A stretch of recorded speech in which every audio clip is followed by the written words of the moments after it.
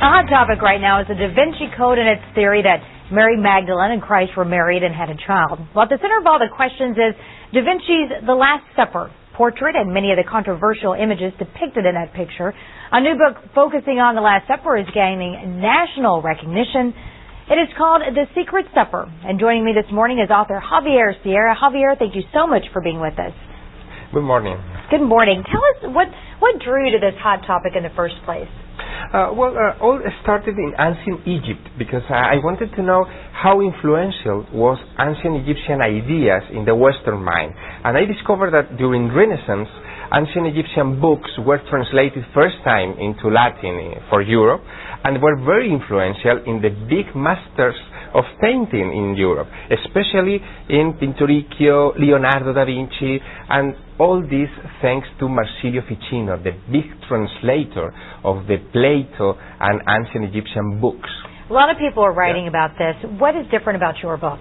Well, my book is set in 15th century Italy and try to get in contact with Leonardo's mind and to discover why Leonardo painted The Last Supper and exactly which kind of message is behind him, because after reading my book you will read also, not look at, but read The Last Supper. Take us through, when we look at the picture, kind of tell us what you see in this and what is coming through. Well, some of the secrets of this supper are right before your eyes during 5 centuries and you never look at them. Never knew. Yes, for example, it's the first time in the history of painting that Leonardo decided to paint Jesus and the disciples without halos. So they are painted as ordinary men, not as divine beings or saints. Okay. Also, it's the first time in the history of painting that Leonardo decided not to portray Jesus with the Eucharist.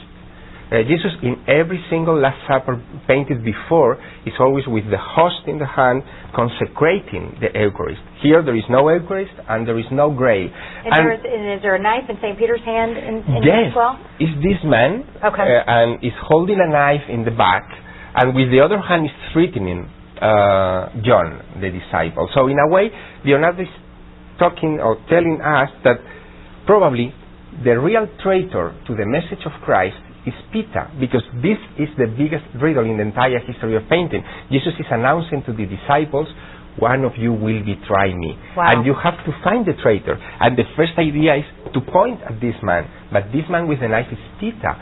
So that's the mystery. Javier, so many things here, of course, to talk about. We're running out of time there. Real quickly, Secret Supper available in bookstores, and you want to point out there's an event today, 2 o'clock at the University of Minnesota bookstores, correct? Yes, right. Fabulous. Thanks so much for coming in this morning. Thank you. Fascinating stuff, isn't it, Bill? Oh, exactly. Can hardly wait to read that. The Secret Supper.